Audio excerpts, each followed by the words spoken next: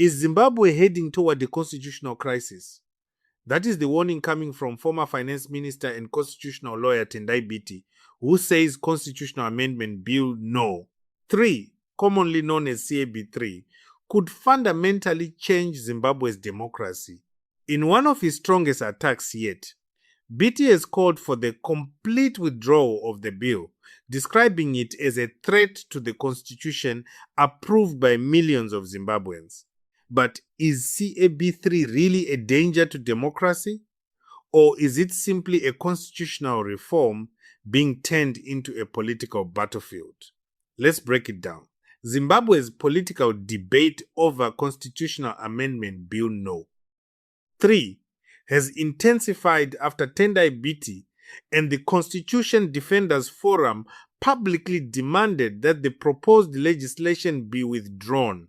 Speaking at a press conference in Harare, that CAB3 is a coup against the people of Zimbabwe. That CAB3 is a coup against the constitution approved by 3 million Zimbabweans in March of 2013. CAB3 seeks to remove entrenched term limits and nicodemously create a life presidency, a Munumtapa kingdom, for Mr. Emerson Mnangagwa. CAB3 disastrously seeks to take away the democratic right of Zimbabweans to vote for a leader of their choice by replacing this prerogative into the hands of a parliament consisting of 280 people. The War of Liberation had as its center of gravity, one man, one vote, one woman, one vote. So to remove the electoral college from 17 million people to 280 people is a flagrant violation of the center of gravity of the War of Liberation.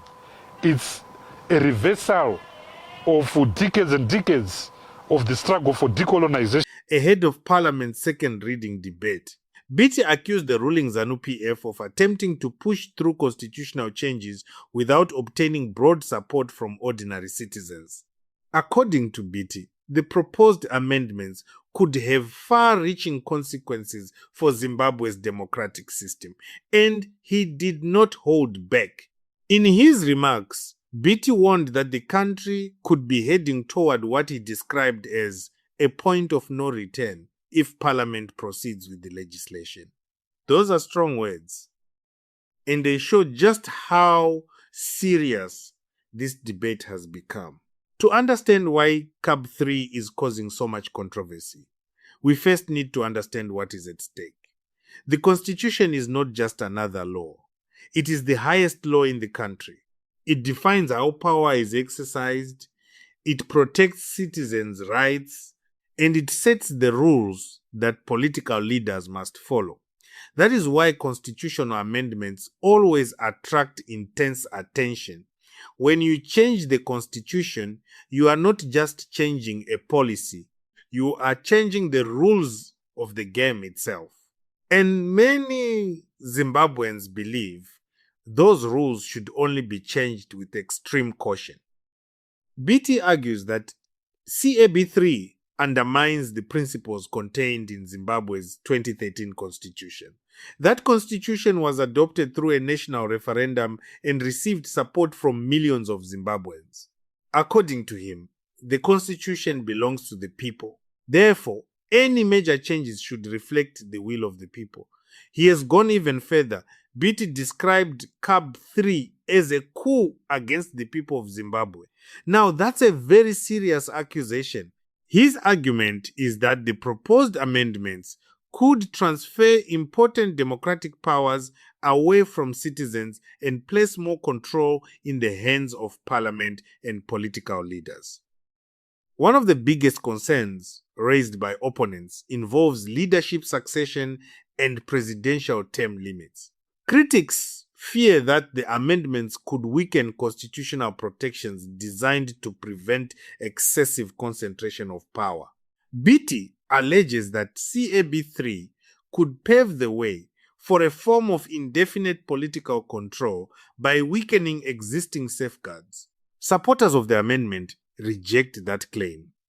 They argue that the bill is being misrepresented and that it should be judged based on its actual provisions rather than political fears. This is why the debate has become so heated.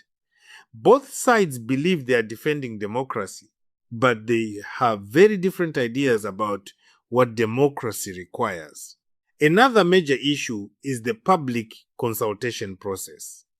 According to Biti, the consultations conducted by Parliament failed to properly capture the views of ordinary citizens. He claims the process was affected by intimidation, manipulation, and fear.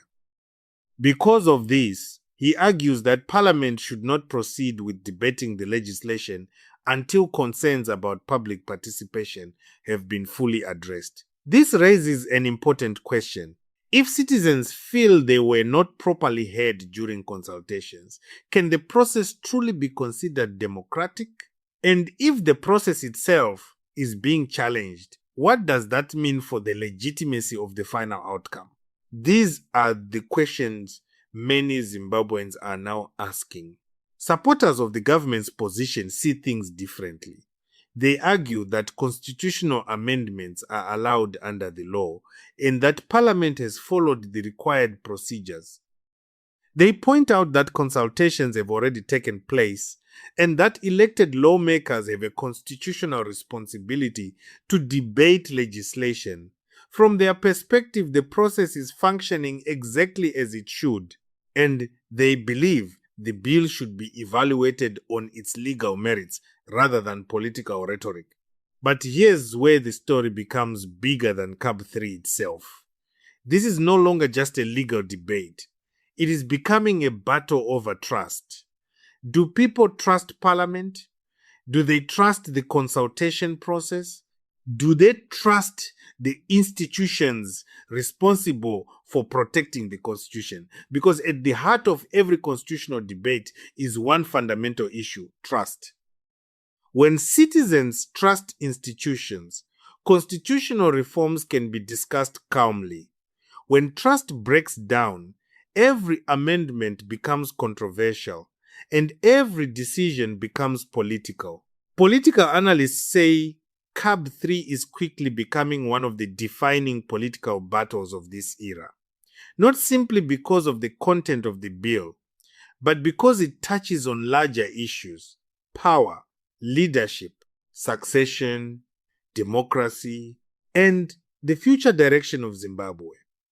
What happens next could have consequences far beyond this particular amendment. It could shape public confidence in constitutional governance for years to come. As Parliament prepares to continue debating the bill, pressure is growing on both sides. Supporters want lawmakers to move forward, opponents want the bill withdrawn, and ordinary Zimbabweans are left watching a debate that could influence the country's future. The outcome remains uncertain, but one thing is clear: the battle over CAB 3 is far from over, and the political temperature in Zimbabwe continues to rise. Now I want to hear from you. Do you agree with Tendai Biti that SAB 3 should be withdrawn?